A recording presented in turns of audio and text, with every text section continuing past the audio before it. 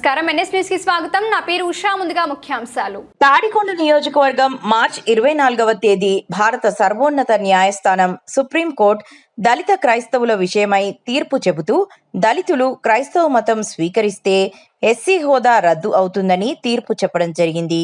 ఈ తీర్పు దళితుల ప్రాథమిక హక్కుల భంగం ఏర్పడుతుందని బహుజన సమాజ్ పార్టీ గుంటూరు జిల్లా ప్రధాన కార్యదర్శి శృంగారపాటి బాబురావు సుప్రీంకోర్టు తీర్పును తప్పుపట్టారు. శనివారం నియోజకవర్గ కేంద్రమైన తాడికొండ తెలుగు బాప్టిస్ట్ చర్చిలో ఏర్పాటు చేసిన విలేకరుల సమావేశంలో ఆయన మాట్లాడుతూ స్వేచ్ఛ జీవితానికి, మత స్వాతంత్ర్యానికి, సామాజిక న్యాయమును పొందేటటువంటి హక్కు కోల్పోవటం జరుగుతుందని తెలిపారు. జై భీమ్. నా పేరు శృంగారపాటి బాబురావు, బహుజన సమాజ్ పార్టీ గుంటూరు జిల్లా ప్రధాన కార్యదర్శి, తాడికొండ నియోజకవర్గ ఇన్ఛార్జిగా పనిచేస్తున్నాను. మార్చి 24వ తేదీన సుప్రీంకోర్టు దళితులు మతం మారినట్లయితే ఎస్సీ హోదా రద్దవుతుందని సుప్రీంకోర్టు తీర్పు ఇవ్వడం అనేది జరిగింది. గౌరవ సుప్రీంకోర్టు ఇచ్చినటువంటి తీర్పుని బహుజన సమాజ్ పార్టీ తీవ్రంగా ఖండిస్తుంది.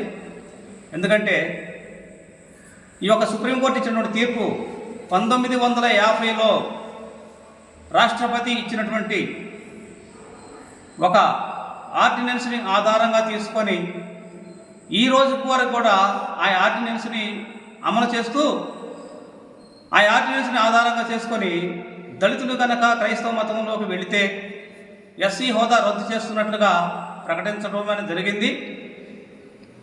ఇలా ప్రకటించడం అంటే దళితులకు ఉన్నటువంటి రాజ్యాంగబద్ధమైనటువంటి ప్రాథమిక హక్కులను కాలరాయాలనేటువంటి ఒక దురుద్దేశం అని నేను భావిస్తున్నాం.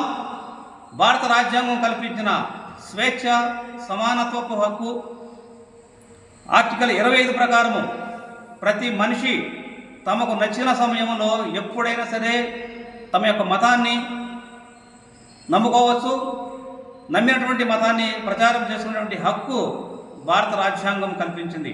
అయితే ఈ యొక్క భారతదేశంలో సమాజంలో అంతా కూడా కుల ప్రాతిపదికపైన నడిచేటువంటి సమాజం అయినప్పటికీ ఒక మతం మారినప్పుడు మాత్రమే ఎస్సీ హోదా రద్దు అవడం అనేది అది దుర్మార్గపు చర్య. ఇచ్చినటువంటి రిజర్వేషన్లు కుల ప్రాతిపదికపైన ఇచ్చారు.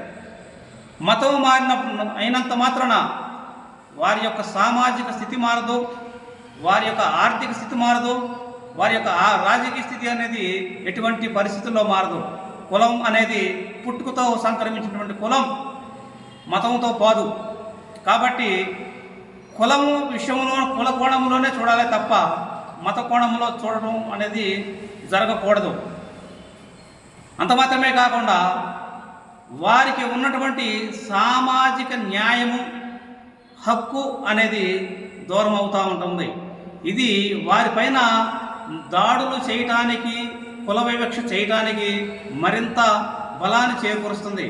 కాబట్టి ఈ యొక్క మత మార్పిడి అనేటువంటిది ఒక కుల కోణంలోనే చూడాలి తప్ప మత కోణంలో మాత్రము చూడకూడదు.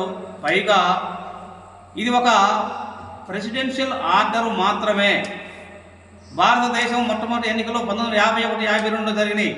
ఒకవేళ చేయవలసి వస్తే పార్లమెంటులో చట్టం ద్వారా ఏర్పాటు చేయాలే తప్ప కేవలం ఆర్డినెన్స్ను ఆధారంగా తీసుకొని ఇంప్లిమెంటేషన్ చేయడం అనేది కుదరదు.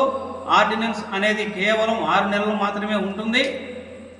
ఇది కూడా చట్టాలు, న్యాయాలు కూడా దళితుల పట్ల ఒక అంటరానితనం, వివక్ష చూపటమే అని చెప్పని బహుజన సమాజ్ పార్టీ ఖండిస్తూ ఉంటుంది తీవ్రంగా.